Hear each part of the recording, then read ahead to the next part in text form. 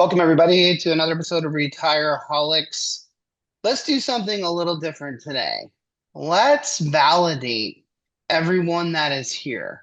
Let's just make sure that if you've tuned in, that you're actually in the right place and you deserve to be here. You must answer yes to one of the following three questions. If you do not, you need to sign off and just leave us. You're not allowed to be here, okay? First question. If given the choice to get the autograph of Tom Hanks or Fred Reich, you would without hesitation choose Fred Reich, yes or no? Thank you, Mike Webb.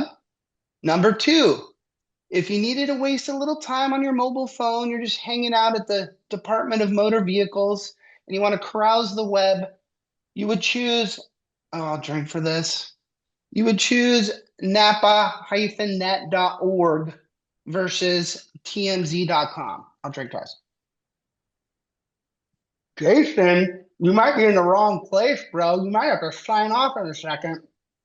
And lastly, regardless of whether you are male or female or whatever sexual orientation you have, you agree that Nate Moody's sister is a 10 out of 10. Okay, Justin, take it away, my old friend, and let's have a proper introduction of our guest today. And out there in the audience, if you cannot answer yes to one of those, get the fuck out of here. Go home. Or don't. No, maybe not. Don't just yeah, stay. we need all the people watching this we can get. It's a safe space. Yeah. Yep. Well, after their first appearance, we knew it was only a matter of time before we were begging for them to join us again. Not only are they phenomenal advisors, but they are also amazing gift givers.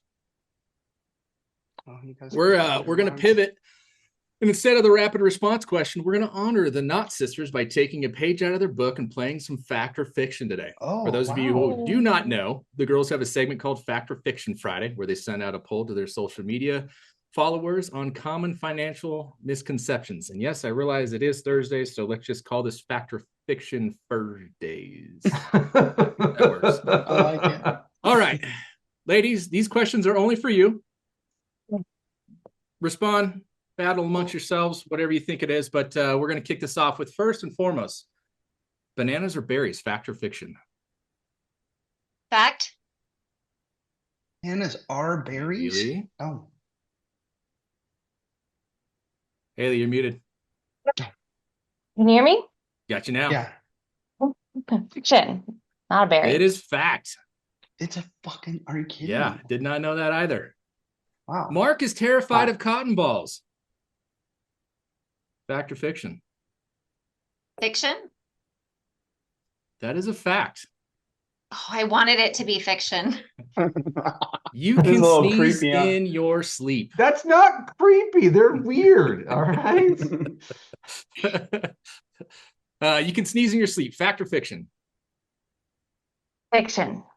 Fiction. That is fiction. You'll wake up. JD spent $10,000 on a toilet to wipe his bum. True. Fact. That is fact. It's so nice. Even though he's No not hesitation. here, I got to pick on him. Chad once made a teeter-totter out of his truck. Fact. How do you do that? Fact. Yep, fact. He did. He thought he could go up over a berm. He got into this stuck. industrial I complex. I thought you meant he was creating something for his children. Okay, go on. Nope.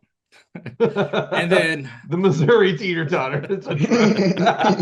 Yeah. Last but not least, Nate Moody has a hot brother. Well, he has a hot sister, so I'm going to say fact. That's fiction. He's only got a hot sister. He's only got a hot sister. Boo. Ladies and gents, back for round two. It's the 401k girls, Lavin and Color, Jessica and Hayley Porter. Wow, Justin, I like that little change up you did there. Yeah, welcome back. Welcome back to the 401k girls. You guys said last time you were here, you were only a few months in to the whole 401k girls thing, and now it's been some time. You are known all over the interwebs, and we'll talk more about that in a little bit. I know you've got a few fans in the chat bar for sure. Brandon, let's get to it. Let's do some headlines.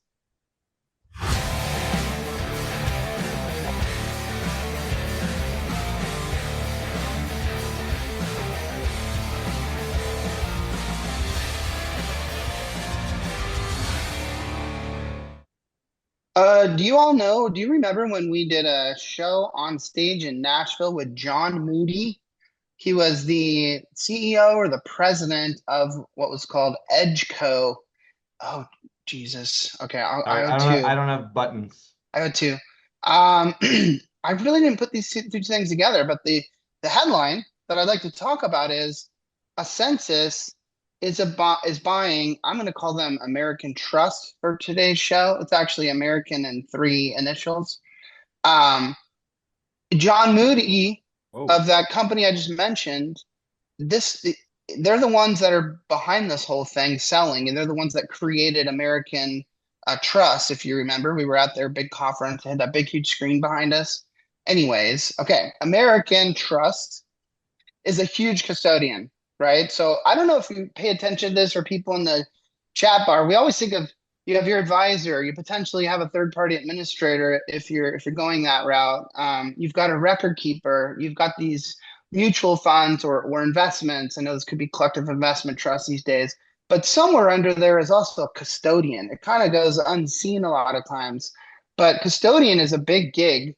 And American Trust was a pretty solid custodian with over 265,000.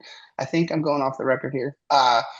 Plans or clients, and so this is a big acquisition by Ascensus.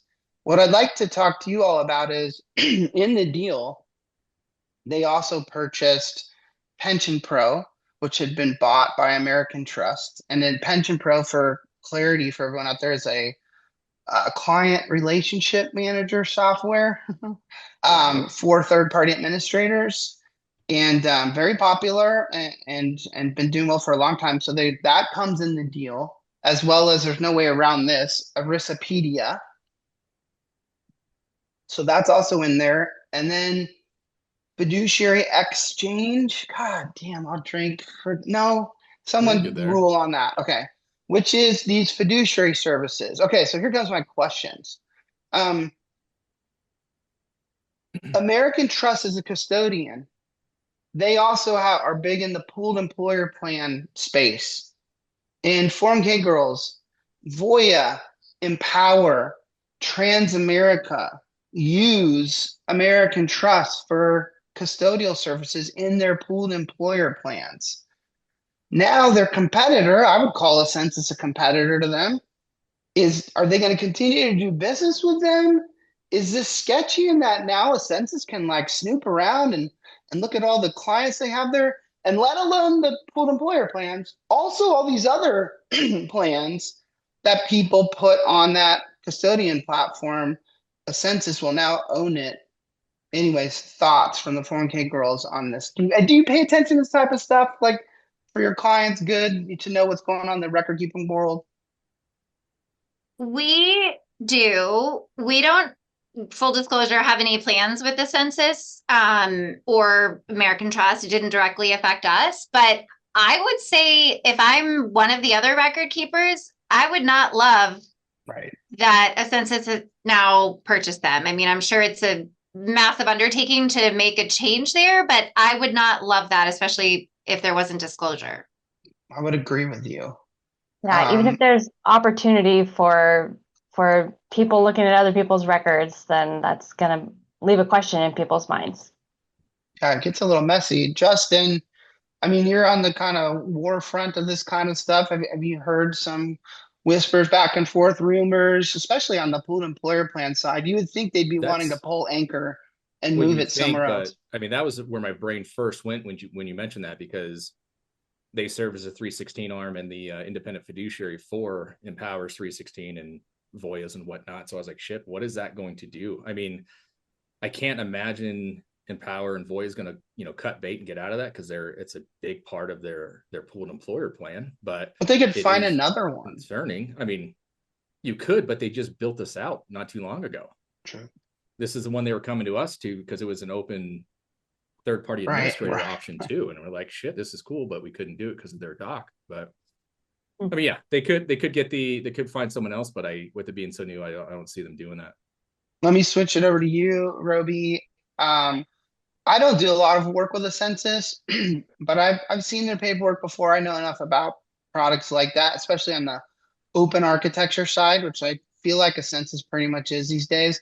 So when you're choosing them to be the record keeper, you'll actually get a choice in the paperwork to choose your custodian. Yeah. Like, will it be Matrix? Will it be Schwab? Will it be American Trust? And so some people are really deep in the weeds, have the choice to make that. I'm imagining now that Ascensus will own its own custodian, those relationships might go away. That's also a lot of ripples and waves in terms of partnerships that have lasted decades. The only thing I can think there is what if they leverage it for some sort of product placement discount where they say you have an option to choose, just like you do for investments, right? Like, hey, we've got these 20 different target date funds, but if you choose these five because they're products of ours, they're proprietary in some regard, you get a 10 basis point discount or something like that. So it could be leveraged in that regard.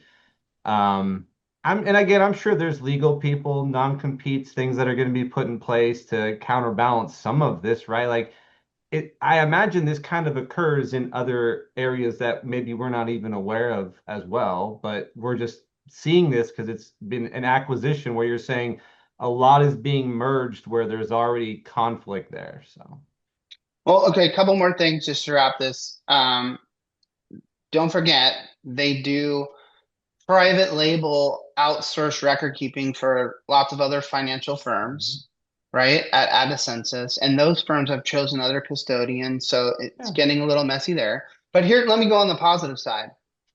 Ascensus, who by the way is a very big record keeper.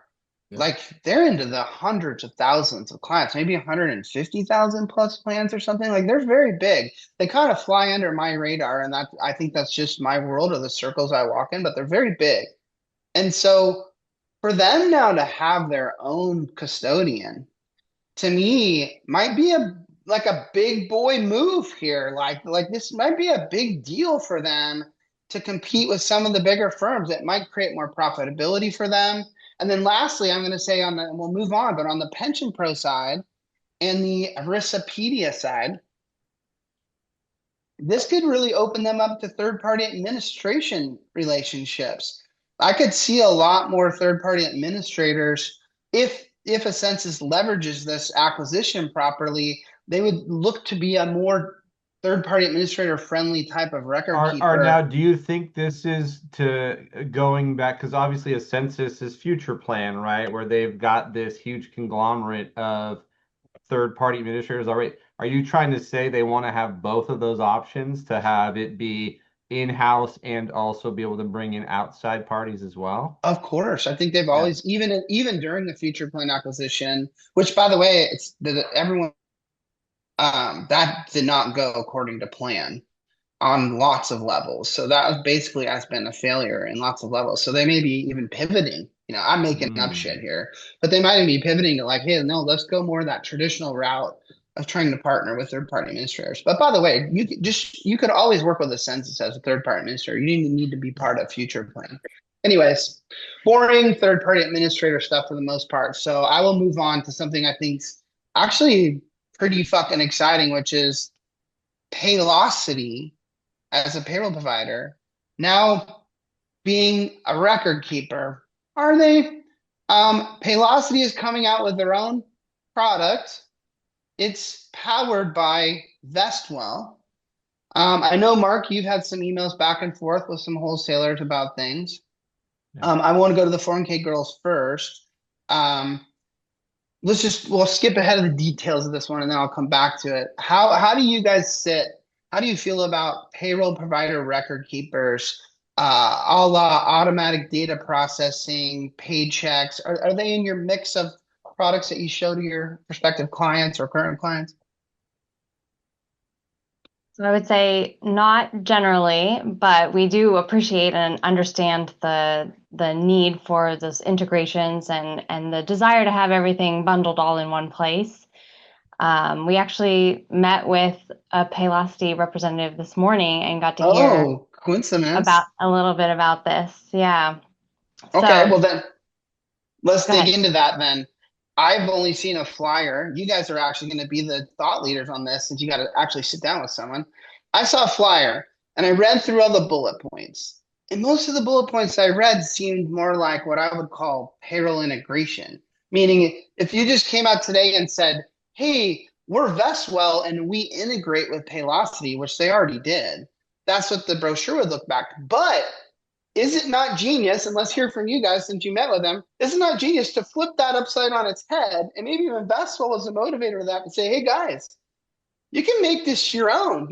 We white label this stuff. Why don't you come out with the Paylocity retirement plan and we'll just be underneath the scenes powered by Vestwell. Tell us your take from meeting with them face to face. Yeah, so that's exactly the impression that we got. And actually, we appreciated because she told us and then she asked, how do you as advisors feel about this relationship? And it to us, it is that just payroll integration. It's not and I'll call out some names, but it's not the ADP or the Paychecks where they have their own. Yes, keep going. You can drink later. Finish your thought. Okay. Where they have their own advisors that they want to work on the plans, which does cut us out of the deal. Fair and enough. A lot of places. Yeah. So, but in this case, it appears from what we've learned that it is just payroll basically white labeling with Vestwell, but there's still advisor relationship that does not get cut out of that at all. So from our perspective, it made sense. There was no conflict there for us. It seemed like she was being very conscientious, not wanting to cut us out or step on toes. Yeah, even I love when that. when I met with the individual from Paylocity out here, he was a little like hesitant at first to even say anything because he was worried. He's like, I don't know how this is going to impact things, but then that's why we asked some questions about it. But again, strategically from Paylocity's perspective, just imagine being in that competitive situation where you're trying to move a plan from Paychecks and they bring up the 401k and you don't have a solution there. They were losing out on deals and business because of it. I mean, So you did have a solution. no, okay, Jay, You had I understand that, partners. but No, think of no. it from But the to me, all client's you did is perspective. you had a solution We know that. We all know we understand that. You had one where the Vespa logo was on the top and the Paylocity logo was smaller beneath it. And now you've just reversed it. But I don't know if the product's really changed all But that much. the perception is reality, Okay. man. Okay. Fair So enough. the Great. client goes, oh, cool. I can go from A to B and I can still have that same feel. Okay, I'm gonna move now. Fair Right? enough. Yeah. Okay, well then let's dig in the dirty stuff. So they're very friendly to Hayley and Jessica, Paylocity. And I get that, saying, hey, we don't want to ruin our advisor relationships. But at the same time, the success that has driven Paychecks and automatic data processing is that they're huge in the payroll space, and Paylocity is pretty damn big in the payroll space. I mean, they're no Paychecks, but they're pretty successful company. So you would think what Paychecks and automatic data processing did is they continually drip on all their clients to get them to come to their 401k program. And that's been why those two have led our industry in sales for a freaking decade, really, in terms of new sales each year, because they're constantly reaching out to all those small businesses and showing them that they come to them. Do we not think Paylocity would do the same thing? And then how would that look like if a client came directly to Paylocity with no advisor? Are they going to be very aggressive to try to place some with them? Did they say to Hayley and Jessica, oh, hey, we might be able to drop some plans in your lap? Put a pin in that for a second. Then think about this, Justin, for a decade. I don't know the record keepers. Justin. Hancock, Empower, the list goes on and on. American funds have partnered with Paylocity. I'm talking golf tournaments, steak dinners, networking, working together. And now I see them as a direct competitor.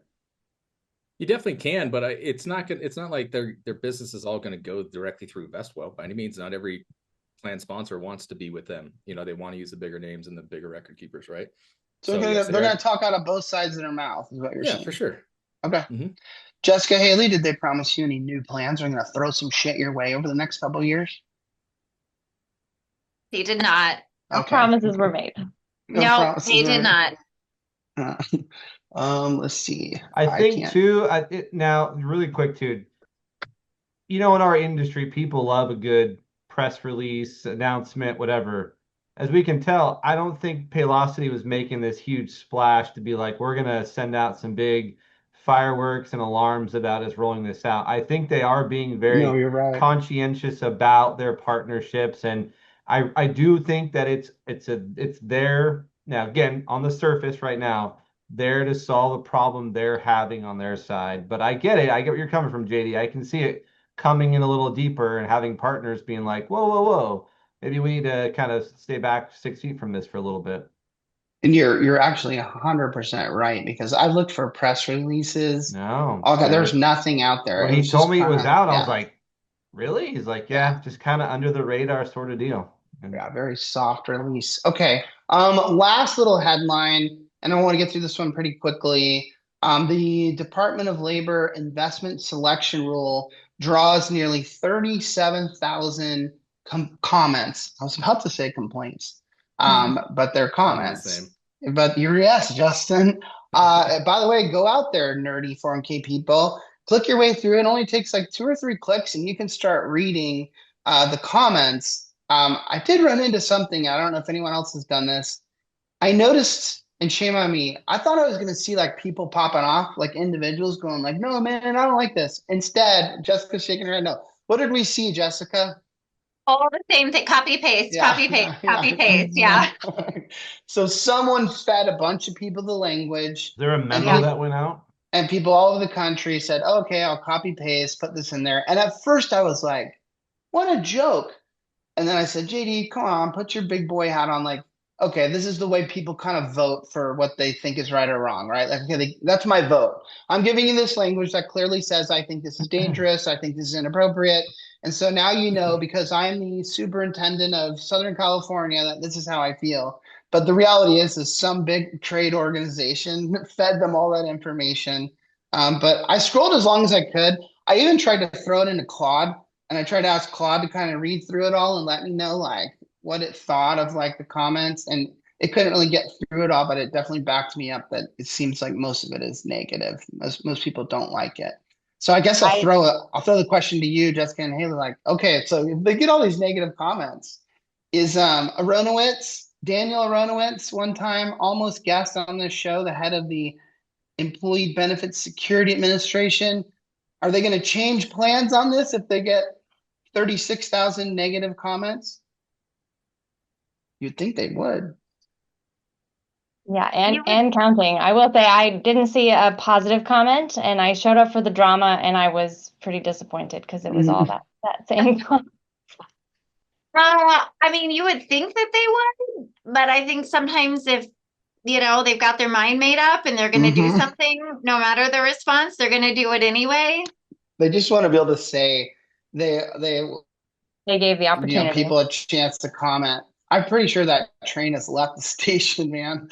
Like Agree. Voya, Empower, all these big firms are already making big moves with private equity and all this kind of stuff. So, I mean, I'll stick here for a moment. Like as financial advisors supporting your clients, what will your take beyond this? Just date funds and see how much of it is where, or I mean, do you have concerns about this? This whole private equity, private credit market kind of coming into our 401k world.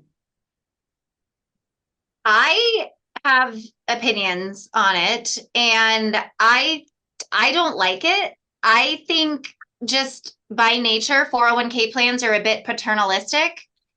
And I think that's okay. I don't think they should be exciting. I think there's nothing wrong with investing in alternatives with, digital currencies and, all that stuff. But I think if you make it available in somebody's 401k plan and they see that there's crypto available and they put 100% of their retirement money in crypto, that to me is not prudent.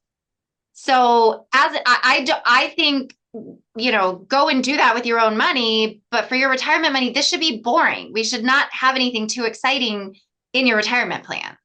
I like that you went to the crypto because I was kind of focusing on just the private equity and the private credit that I think would be sleeves in the target dates and very small sleeves. But you're right, Jessica.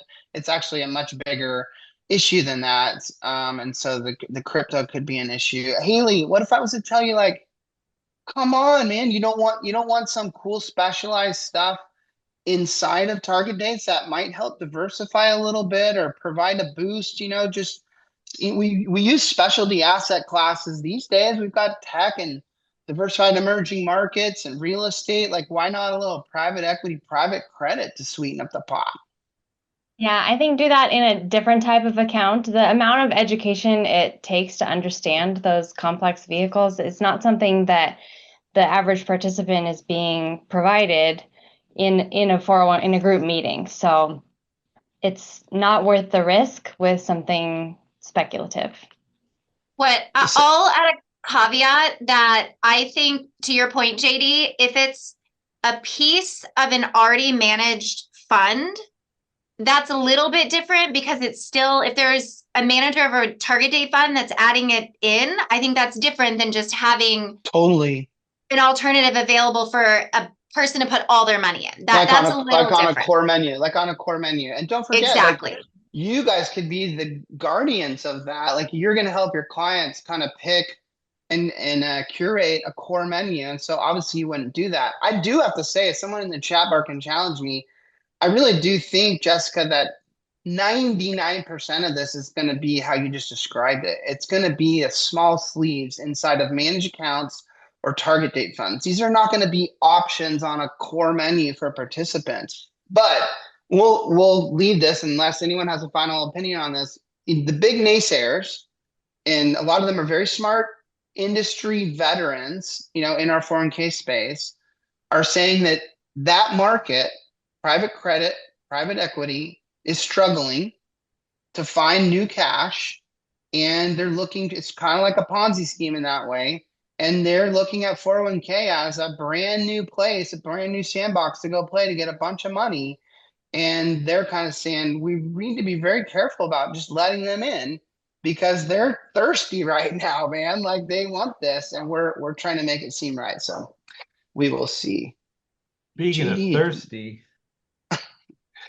let's spin the wheel of ice. Yeah, let's go for it. Go. I got one. Also, JD, I hope it lands you on never Chad. did explain any of the game or anything. I don't know what's going on. Hey! Weren't you supposed to do that? I was asking you guys in the chat, like, hey, how do we do? I couldn't get the votes to work. Here's what we're going to do. We're going to do a 30-minute chat bar champion challenge. So, usually we would do it at the end of the show. So why not? So for the second half of this show, we're going to play the new version of Chat Bar Champion.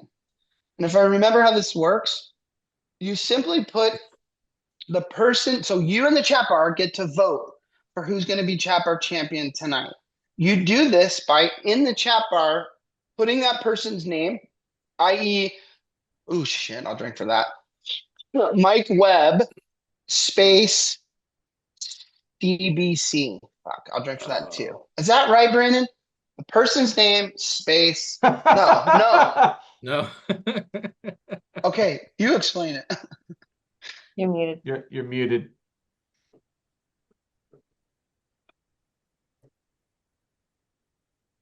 Embrace the silence. I took off my mic. Was it? You're good. You sound great. You just type CBC, their name, but if there's two gyms, you want to use their whole name. But if there's only one gym, you can just say CBC gym and it'll go to gym. Is there a space though? No space? CBC space, their name. Yeah. You owe like 3 drinks now, Brandon. FYI. Oh. I did too. There it goes. Okay. I'm not on the board. And the votes will be tallied. There, you can see it right behind Roby. Normally, panelists, if we use any acronym in the chat, we get rung up. It does not count for this. Agreed? Agreed. Yes, cool. Agreed. Oh, what? Yeah. Okay, you can vote. You guys are going to vote. Yeah, we can vote too. Yeah, okay, fair enough. Yeah. Understood. Wow, the confusion of rules. Got it. Let's lighten the mood, shall we? Let's play a little bit we call Fin Talk. Brandon, we've got a couple loaded up, I think. It's Fin Talk. It's Fin Talk. It's Fin Talk.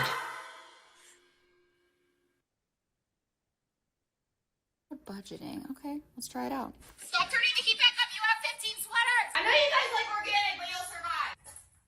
Hi, I saw my bill went up and I would like a new promotional period, or I will use your competitor. Save electricity. can I get an order of the sesame chicken? Not the combo, just the sesame chicken. I'm loud budgeting. Well, I've been trying this thing called loud budgeting, and it's working really well so far. I'm gonna leave this to you guys. Loud budgeting. This has been a trend for a couple years. Tell us all about it, 401k girls. So it's basically the concept of being transparent with your budgeting and your money goals. So the concept of I've been doing this. Hayley, I've been doing this for the last 10 years. I tell everyone about my goals to buy a third Lambo and extremely loud. And the fact how I love money and I bought a $12,000 bidet. So I've been doing this. Or am I getting it wrong? Maybe a tweak or two. Yeah, maybe I'm off. Am I off on the You're budgeting so nice, part? Hayley. No, Hayley, isn't this about not to get deep, but as humans, we're always so embarrassed to talk about our own finances, right? Like even meeting with a financial advisor can seem so intimidating because eventually that financial advisor needs to know how much debt you have and whether what your mortgage or your rent's costing you and what your credit cards look like. And all this seems to be really embarrassing to people. And that's got to be a huge headwind for them to make good decisions. And so to be proud of it, is that what this is about? Being proud of budgeting and proud of it and go against the taboo nature of it. If you're just talking openly with your friends and family, then we can all be open about it and share knowledge, and that reduces the barrier to financial education too. Jessica, is it also kind of a counter to, because it's popular on social media, and what do we know about social media? It's guys like me, right? Check out my new lime green Lamborghini, man. Check out this trip I'm on. And so people are continually just, hit with that stuff. And this is a kind of fight back against it a little bit. Yeah, we know a lot of times the social media is the highlight reel of our lives, right? It's the good stuff that happens. And I agree with Hayley. We talk about this a lot, that I think if you're putting this out there, it makes it more normal. Like budgeting is okay. It's okay to say, no, I don't want to pay for this thing. It's, I think that's why, I'm always super honest about all the dumb shit I did when I was young and the credit card debt and bad decisions I made. And, because if you're not embarrassed about it, then other people will say, oh, okay, it's okay to talk about this. I can't fix it until I actually recognize it. Is that, and so you guys also do that best purchase, worst purchase thing, right? Is that Yeah. that's kind of Venn diagrams with this? Okay. Yep. All right. best and worst buys. Very cool. Yeah, but Well, social media is the highlight reel, like Jessica said, but it's pressuring people to go out and buy things that they can't necessarily afford. So to say, no, I had this boundary set and I'm going to stick to it, and then we can all help each other stick to those goals. I almost played this Saturday Night Live bit where, who was it? I forget who the actors were, but hey, I'm your new financial advisor. I've got a new financial advisor philosophy for all of my clients. If you can't afford it, don't fucking buy it. It was pretty funny. And they were like, wait, what does that mean? I love that if one. I'm You see that guy Caleb on social media who he has his own kind of podcast and people come on there for help with finances and he just shits all over them. Mm-hmm. Well, wasn't that even Dave Ramsey's bit for the longest time? Is okay. I feel like people would go on and he'd be like, you can't afford that car. Get rid of it. You should be in a Toyota Corolla, bro. And he'd just bring them down to reality and help them cut their credit cards and stuff. So I like that, by the way. I'm kidding.